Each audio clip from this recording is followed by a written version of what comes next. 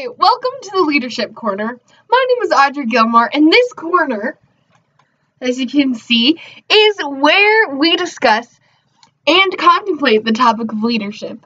Today we will be discussing a book called The Ideal Team Player. This is the book. This is who it's by. Yeah. It's an excellent read. And we'll be talking about its implications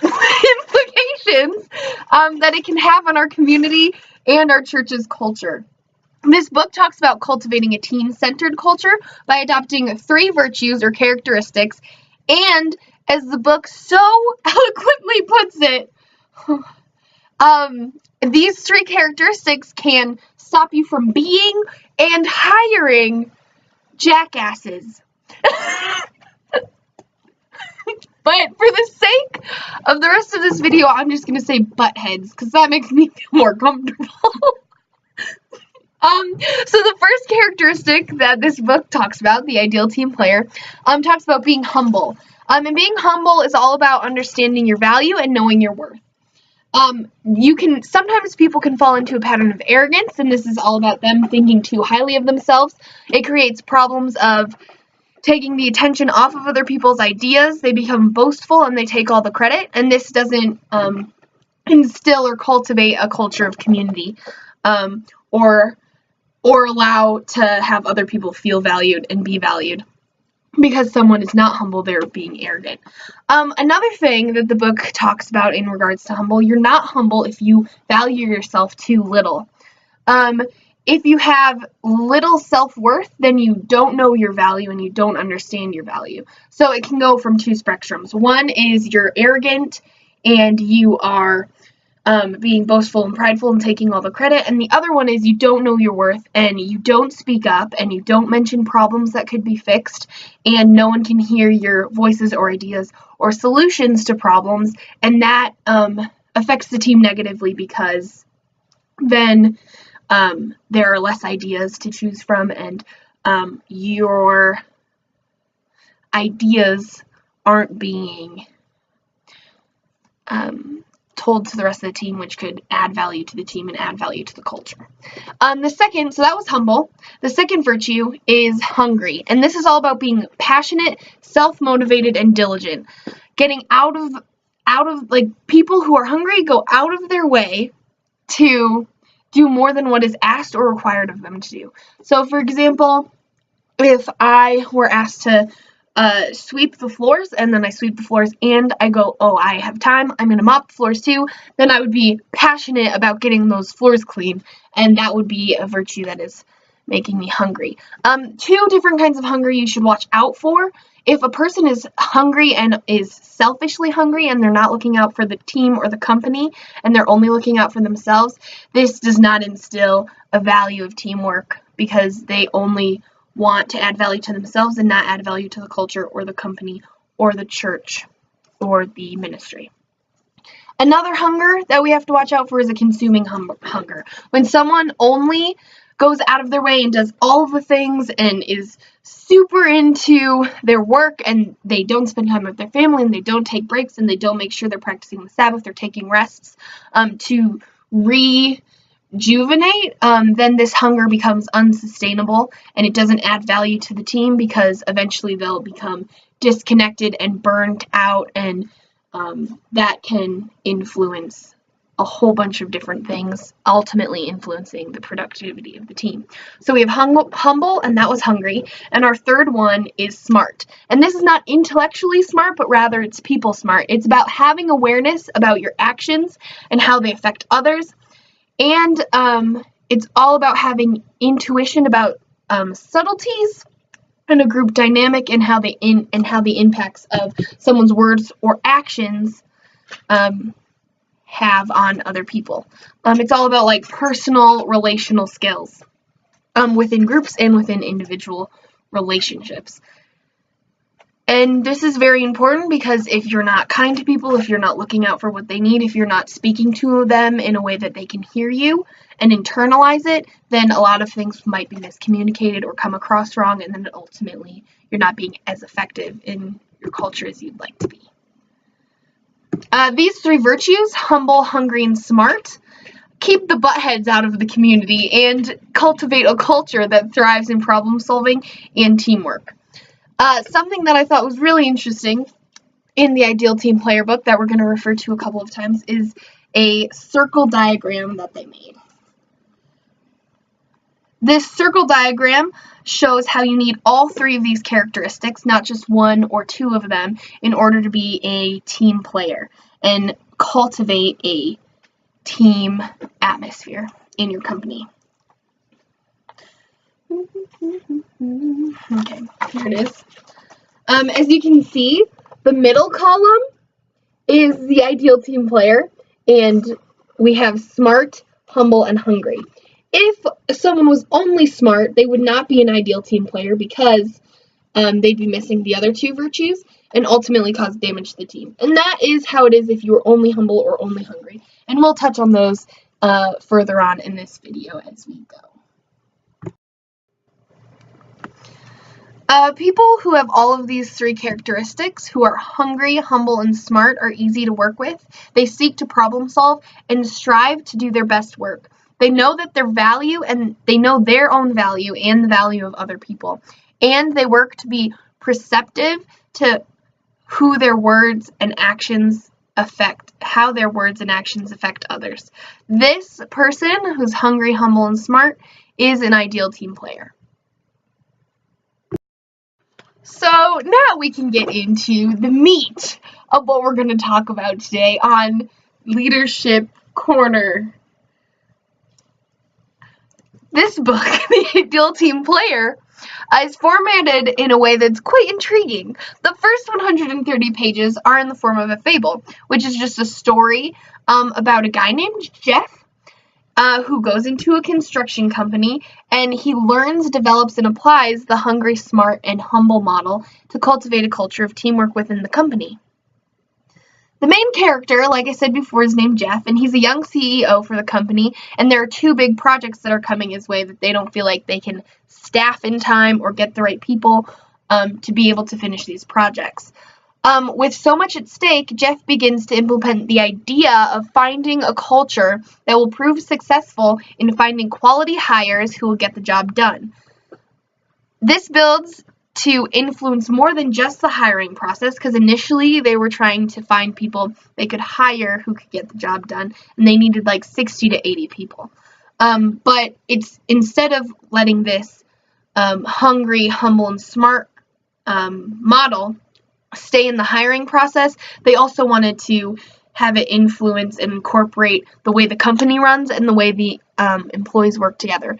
That means that he would have to sit down and talk to not only people they want to hire, but also people who are already at the company and work with them to make sure everyone is being hungry, humble, and smart.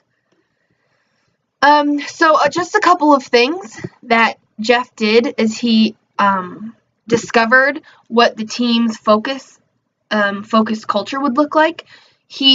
Before he even decided on the hungry, humble, and smart method, he made sure he had a team to hold him accountable and give him different opinions and ideas. They got along well, and he trusted each of them, and they trusted him. So mutual trust is super important, and to have a team that you can talk to and that can influence your decision is super important when you're trying to develop a culture and implement a culture into a community. Another thing Jeff did was he asked questions to lower level employees, so he didn't just keep his ideas and his view of the company within the main hierarchy of the company, the major leaders.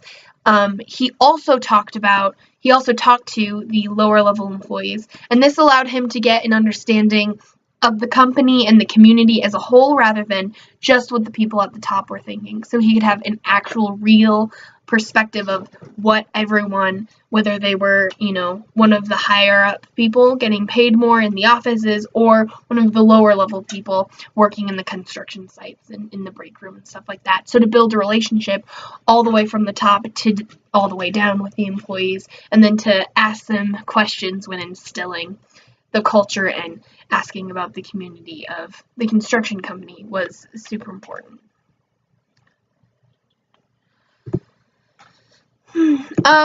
They also changed their hiring process to revolve around the hungry, humble, and smart model, like I said before, and they implemented it in the already present culture at the construction company. This means that they had to weed out and train people who already worked at the company. So let's take a look at some of the key players in the fable that Jeff had to directly talk to about what it means for them to adopt and live out the model of hungry, humble, and smart, and what kind of challenges each of these individuals faced and how it was dealt with. So in Jeff's interactions, he interacts with a woman named Nancy. Nancy is a major leader in the company's team, and she possesses 2 out of the 3 qualities: hungry, humble, and smart. She's hungry, she's passionate, she's hardworking, she goes to work, she does what she needs to get done, she works super hard and goes above and beyond. She's humble. Her coworker that she doesn't necessarily get along with the best is Craig, and he even says, like, she doesn't have any ego that he sees, she's very humble, she knows her worth.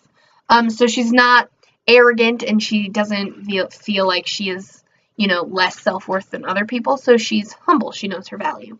But she struggles with her people smarts, and in her conversation with Jeff, she recognizes this, and she says, well, I don't really know how to fix it, and Jeff encourages her in that, like, we're going to fix it together. So she's hungry and she's humble, but she struggles with people smarts. This can negatively affect the company by just not having a team atmosphere. When you have a team atmosphere, you need to be able to work well with others and put a friendly face on and be enjoyable to work with. And it can give the wrong impression if you are not kind, if you're not going out of your way to make sure that your interactions affect people in positive ways. You might be getting the work done and you might not think too highly of yourself or too little of yourself, but if you're not putting a fresh face, an excited face, a happy face, you're not putting your best foot forward in the interactions with people, then that can affect work quality because people's attitudes towards you aren't necessarily kind or sincere all the time. And so the book actually describes this type of person, a person who's humble and hungry, but not smart, as an accidental mess maker. It talks about how they genuinely want to serve the team and are not interested in getting a disproportionate amount of attention or credit. However, their lack of understanding of how their words and actions are received by others will lead them to inadvertently create interpersonal problems on the team. This will create problems in communication. This will create problems in morale. And if you have problems in communication and morale, things are going to move slower, and people are not going to want to even be in the same room with this type of person. And Nancy actually goes through this by she is not invited to some meetings because she has a negative attitude towards people, rather than having a positive attitude about the work and a kind attitude and a gentle attitude about the way she interacts with people. She leaves them feeling kind of attacked and not valuable. Instead of adding value, her attitude decreases the value of what she has to say. And she has a lot of good things to say because, again, she's hungry and she's humble. So that is how the book defines it as an accidental mess maker, even though they're very genuine in who they are and in what they want. They want to see the company succeed. They can accidentally cause problems by not being very personable and cause problems in communication and morale. The next person we have to talk about is Tommy. In this book, Tommy talked to Jeff about humble, hungry, and smart and decided to leave the company because he is humble, he doesn't have an ego, and he is smart about people. He's nice and he interacts with people and he's charming and people are like, yeah, he's nice and he gets the work done, and he's humble. However, he only does as much as he can get away with. He doesn't ever try to go above and beyond or do things to add value to the company. He just is like, oh, here's my assignment, I'll do it, and then he goes forward with his day, being kind and humble, but not really hungering or giving extra ideas or trying to solve extra problems or get extra things done. He does as much as he can get away with without adding any extra value or any extra tenacity. This also affects morale, just like Nancy's situation, and it also affects the productivity of the team, because if he doesn't put forward this extra effort, his peers who are watching him not put forward this extra effort will ultimately do the same. Also, the people who are under him in leadership will ultimately do the same. He ended up leaving the company just because he's not passionate about construction, and he didn't see need to build that. So he ended up leaving on his own because he was like, you're right, I'm not hungry enough to be here. This kind of person, the book calls, they're humble and they're smart, but they're not hungry. So this kind of person is called, the book refers to them as the lovable slacker. They aren't looking for undeserved attention, they're humble, and they are adept at working with and caring about colleagues. Unfortunately, they tend to do only as much as they are asked and rarely seek to take on more work or volunteer for extra assignments. Moreover, they have limited passion for the work that the team is doing because they're genuinely charming, positive. It's easy for leaders to shy away from confronting or removing lovable slackers. After all, they're lovable. So just like this says, leadership can kind of avoid confronting or removing lovable slackers. They don't put forth the extra effort, but they're nice and they're fun to work with. They just don't have the passion. And the passion is a huge part of putting forward a good face and making sure that the company runs smoothly and that people are on board with the vision.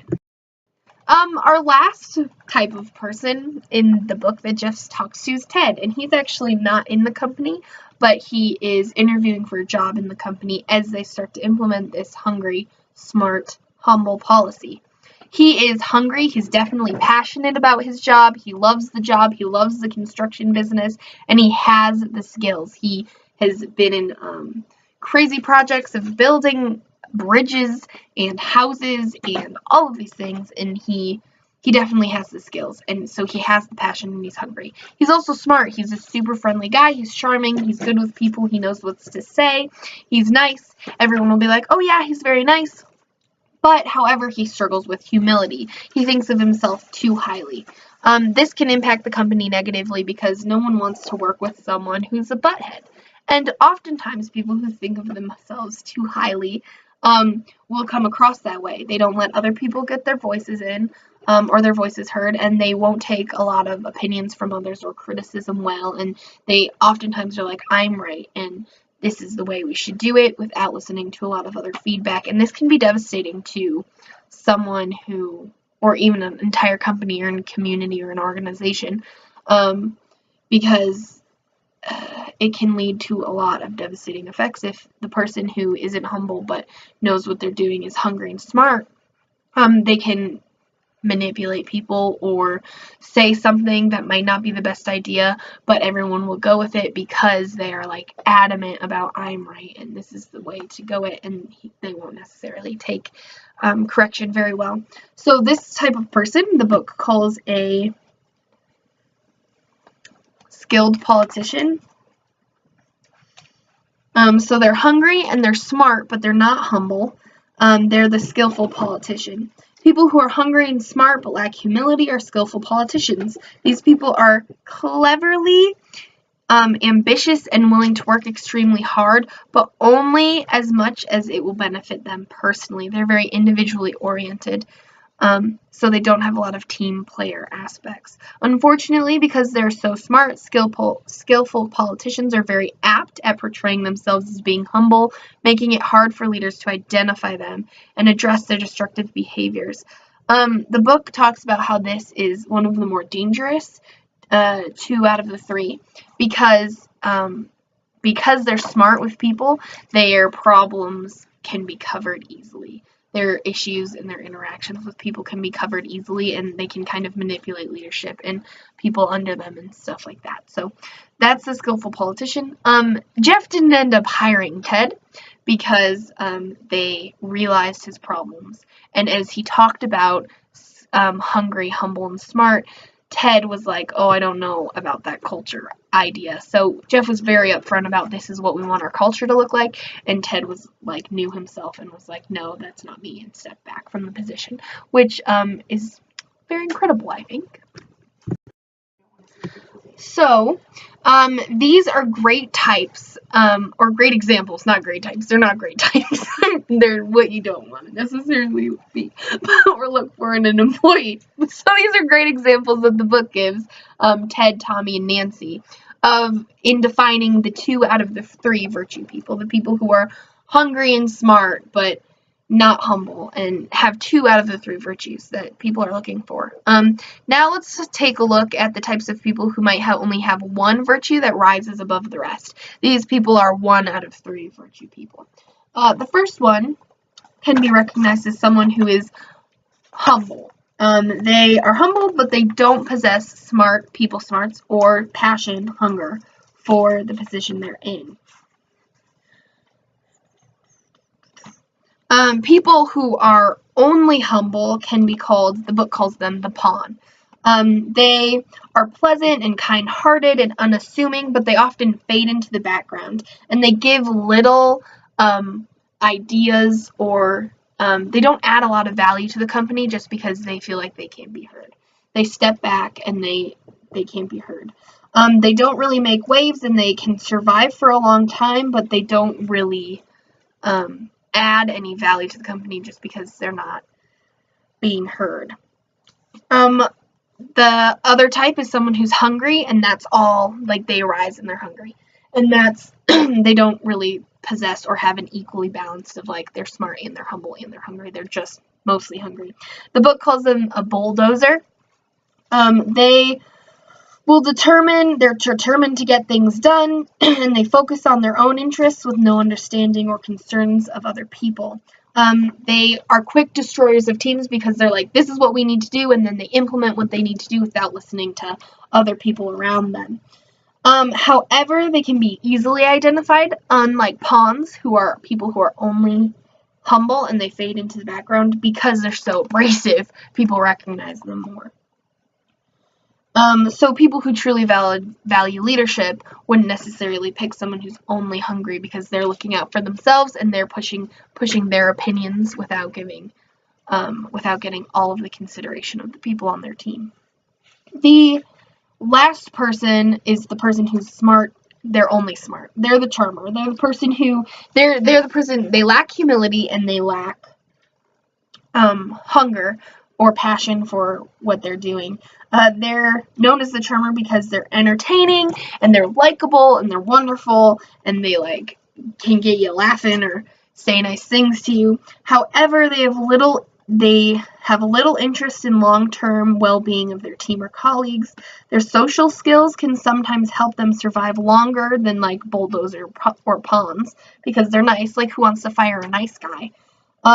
But they don't really contribute to the team because they don't have any passion for the work they're doing, and they lack humility. So they can be very upfront, or like we said before, humble is also valuing yourself too little. So they also might not say anything about moving the team forward. Basically, all they are is nice. They don't really add value to the team other than I should be here because I'm kind. It's important to strive for a balance in these 3 virtues so that you can add value to the culture and your place of work. So if you're only hungry, you might need to work on being smart and humble. If you're smart and humble, you might want to work on being more hungry. And what does that look like for you? So now we're going to start talking about the application and how we can apply this to our cultures and our churches, in our staff and in our ministry. So now knowing the 3 virtues and knowing yourself will help you promote, applying these things will help you promote personal growth, which in turn will grow your community and your culture in a positive way. For example, I'm going to talk a little bit about my own areas of struggle. So for example, in a couple of different interactions, I can be a couple of different things. So like we talked about earlier, if we look at the one element that rises above the rest, I'd have to say that it's hungry. I get really passionate and want to get to the solution, and I even before I read this, it was interesting because I said I bulldozed like sometimes I'll bulldoze people in group settings. Someone will start to say something and I'll talk over them and I'll realize it and I'll be like, oh wait, sorry, I just like bulldozed over you. And so reading this, I was like, oh, that's me. And so in some interactions, I feel like I am the bulldozer. I can be hungry and I want to get to the solution and I want to get the first word in and I want to say this thing and I get really passionate and excited about it. However, that's not good because I don't have an equal balance of being smart. Because I get so passionate about it, I want to say what's on my heart. I forget like other people have things on their heart that they need to share. And so that's me not being smart, me not taking into consideration what they might want to share or how my abrasiveness might be affecting them. And then also it's not humble because by acting in a way that's bulldozery-ish, I'm not, I'm putting my things that I have to say above their needs and the things that they have to say. And that's not at all my heart or what I want to do to anyone. Another thing is, which I found it super interesting, is sometimes I can act like sometimes in my academics, I can act like a lovable slacker, which is when I have the qualities of I'm humble and I'm smart, but I'm not necessarily as hungry or as driven or as passionate. And so this becomes a problem because I'm not like, oh yeah, I have to get that done and it'll be so great, but I'm like, humble, I know my value and I know I can do it and I know my worth, and I'm smart, like I know how my interactions are affecting other people. However, I'm not very much like, we're going to ace this test, better study for 3 hours.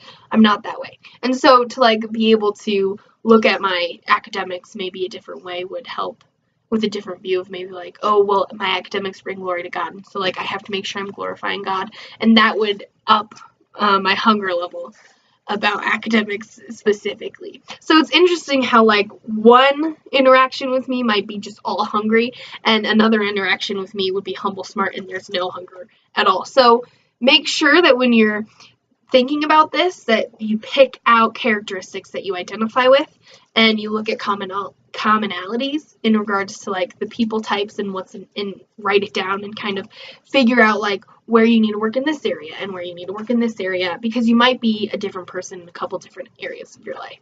And it's not to say that because you don't have all of it figured out and you don't have all of these things balanced, you're not a team player and you're not a good person and you're not. That's silly, because you are, and it's important just to know yourself and to know where you fail in these things so that you can grow, because growth is an important part of humanity and things. During this process, we can use the Fable and Jeff's interaction with people